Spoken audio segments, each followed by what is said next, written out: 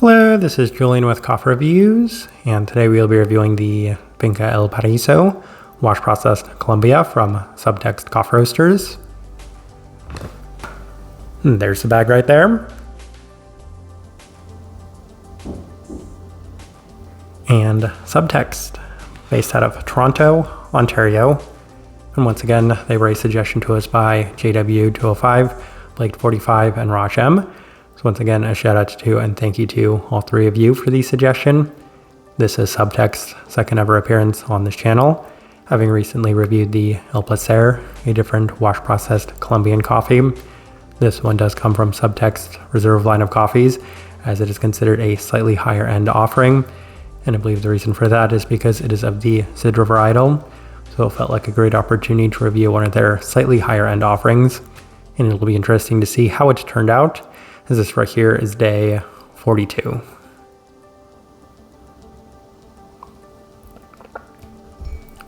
And recipe we went with for this coffee was once again a hybrid of Subtexts and our recipe at a 16.25 to 1 water to coffee ratio, brewed at 97 degrees Celsius, about 207 degrees Fahrenheit. And I actually liked this one best through the Chemex, which indicates a more medium grind. Roast profile for this coffee, it's definitely on par with our previous Subtext review, which we described as definitely being on the lighter side of things, as a lot of people compare their coffee to, say, if maybe not quite as light. And this one definitely still falls along that category, which is to say that this one is still on the lighter side of things by most standards and metrics. With all that out of the way, let's go and start discussing this coffee.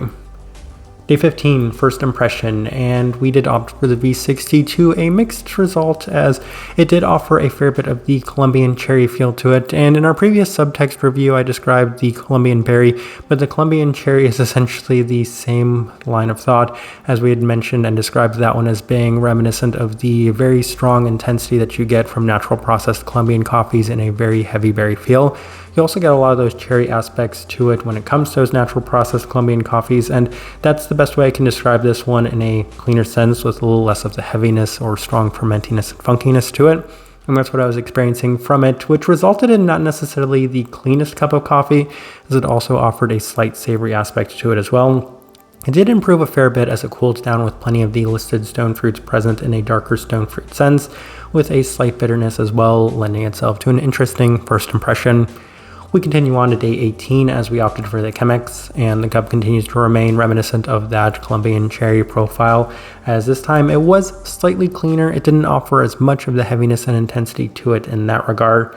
A slight nuttiness as well is also present, with more of the darker fruits too. So a pretty similar second experience. We would continue on to day 21 as we opted for the April brewer, and the cup definitely felt like it's the best it's been up to this point, with that Colombian cherry profile a little bit more clear once again. And that's something I was noticing about this coffee, was that was seeming to clear up ever so slightly with each passing day. Darker fruits continue to remain the secondary note, with a slight bit of citrus as well, and a bit of brightness too.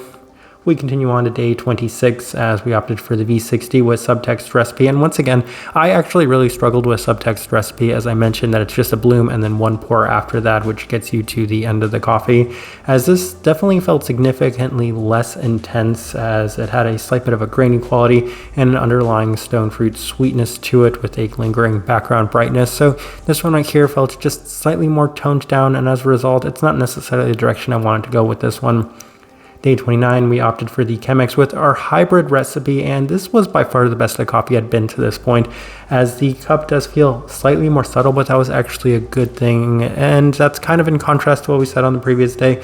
But the reason it was a good thing was mostly because this offered just better structure and definition to the coffee, especially with the cherry-like aspect to it.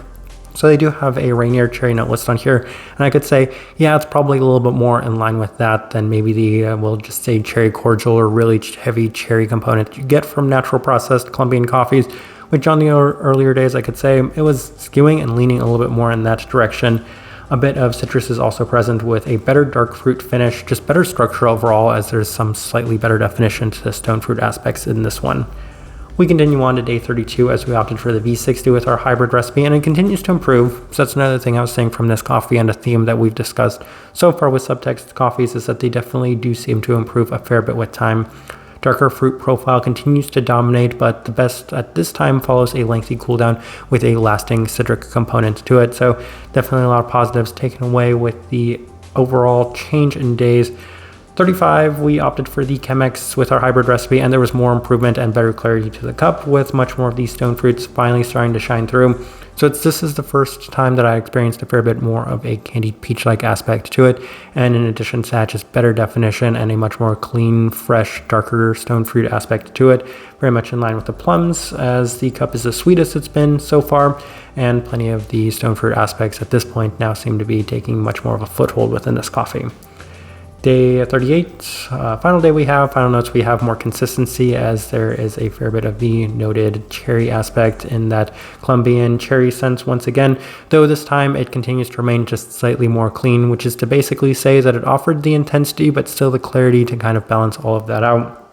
Stone fruits continue to remain the more pronounced in the candied sense, and just better structure, better as the cup cools, as I continued to experience much more of the sweeter aspects, especially in the stone fruit sense once it did cool down. All right, let's go ahead and put up the tasting wheel so you can see what we're getting. And we have quite a few level 4s, and this is a very clean looking tasting wheel. So let's go through all of the level 4s we have in here, starting with the cleanliness level 4. So this one right here was probably the least clean, at least at the start of reviewing all three of the coffees that we're going to be discussing from Subtext, mostly because it was held back slightly by the heaviness of the cherry attribute in it. And even towards the end, I do have to say that there were some things that may have taken away from the overall clarity, that slight graininess that we got from time to time, as well as the ever so slight heaviness of the cherry aspect to it. But outside of that, I do have to say it's fully in line with the expectations. Once again, it's very much a true level 4. It's me being a little nitpicky about the overall clarity to it, because it was very hard to justify at times putting it at that level 4, but with a little bit of work and just making some slight adjustments, it definitely does belong in that category, as this is a pretty clean cup of coffee. Finish level 4. This one has a slight bit more of a finish than the El Placer, as it had a lingering citric aspect to it within that finish. So that's something that I did want to notate, as it's definitely still another level 4, but at that regard, it was slightly more pronounced in that finish relative to the El Placer.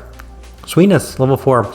And that's the main reason why I bumped down the El Placer ever so slightly, is because this one was a slight bit more sweet than it, and this one's on the lower side of level 4, so it was a very close change that we had made with this coffee relative to the other Colombian we discussed, but this one just felt a slight bit more sweet, and I said, okay, that's going to be the tiebreaker. I'm going to put this one at a 4 and the other one at a level 3, as this one had a slight bit more sweetness to it, mostly in that we'll just say sweeter stone fruit sense and a little bit more of a candied aspect to it as well.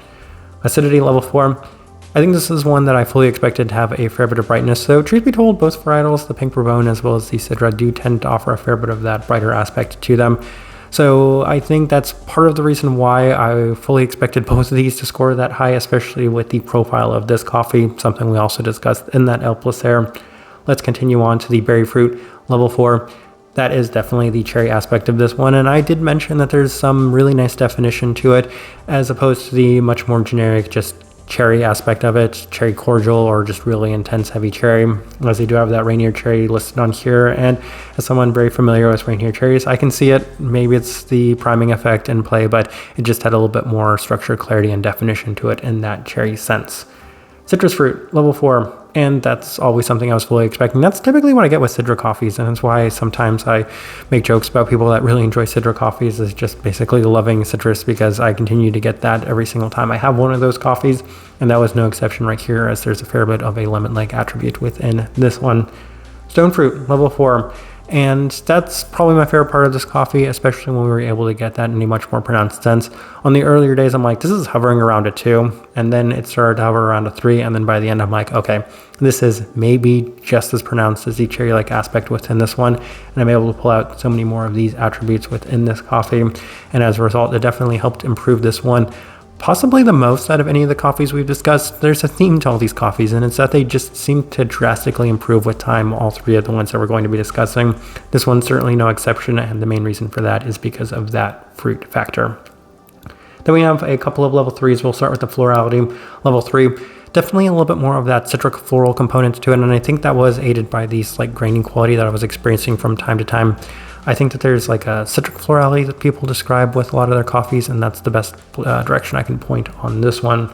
Body level 3, interestingly enough, I was kind of surprised to see that that reached the same level of texture, same level of body as the El Placer, given that this one was brewed with the Chemex, and that is probably the one big differentiating factor between those two coffees is one was brewed with the V60 and one was brewed with a Chemex, but you see the slight differences that were experienced from these two coffees is if you kind of compare them side by side, at least in terms of the tasting note, they do reach a pretty similar level in a lot of these things. Anything else really worth discussing? As I'm kind of looking at it, not really. That's all the major things worth discussing. Nothing else at that level 3 mark. So I do think it's a pretty good representation of what I was getting from this coffee. All right, so my overall thoughts and impressions of this coffee. When I was recording that review for the El Placer, I could not remember which one of these two coffees I liked more, and I think the answer is actually going to be this one. So I think it's fitting that that one ended up being my first review because it was my least favorite, this one being my second favorite, and then the other one that we're going to be discussing is definitely my favorite of the 3 coffees that we're discussing from them. But I think the reason why I enjoyed this one a little more is because the structure and definition to it just felt a little better, and I think the overall improvement, because I liked the El Placer a little bit more at the start, and that one improved incrementally over time. But this one I wasn't the biggest fan of right at the start, and improved a lot the more I continued to drink this one, and the stone fruits and sweetness really seemed to help it, as it did score pretty high in the major categories that I'm looking for, clarity and sweetness for the most part. And then it may have lacked a little bit in terms of the florality, and the fruit direction at times might have skewed in a direction that's not necessarily my preference. When I was able to get a little bit more of the stone fruit aspects of this one, then it made it a pretty enjoyable cup of coffee, and for that reason I would say I had a slight bit of a preference for this one over the El Placer, though I was kind of impressed with both of these two coffees, especially given just how much they've improved with time. Type of person I would suggest this coffee to. I once again want to start with somebody that does like their lighter profiled wash processed coffees, because this is another really nice demonstration of that, though this one offered a little bit more sweetness. The focus on this one does really seem to go in the cherry-like direction, as that's the most consistent factor within this coffee throughout. Outside of that, you do get a slight bit of the citric quality to it as well, and a fair bit of brightness, which continues to be a little bit of a theme with the coffees that we are discussing from Subtext. So those are the best direction I can point somebody towards for this one, and the best way I can leave this review. If you by chance had an opportunity to try this coffee, I'd love to know your thoughts and impressions of it as well. If you're enjoying the content, give this video a like, subscribe if you're not already subscribed. This right here has been a review of the Finca El Paraiso wash processed Colombia from Subtext Coffee. Thank you for watching.